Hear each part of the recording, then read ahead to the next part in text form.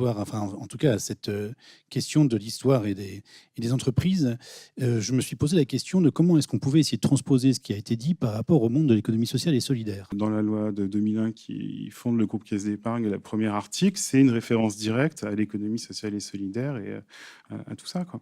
Donc ça reste fort dans leur identité. Mais en même temps, il s'agit de créer autre chose aussi, quoi. Mais ce que vous évoquez est important parce que c'est du participatif avant la lettre. C'est du polycellulaire avant la lettre. Alors que beaucoup de gens stagnent encore dans l'ère de la pyramide et du jacobinisme et de la centralisation outrancière, dont il est vrai que elle donne l'illusion du fait de pouvoir diriger plus facilement, plus énergiquement. C'est très intéressant, par exemple, d'analyser l'histoire du lait, de l'industrie laitière et de l'artisanat laitier à cet égard.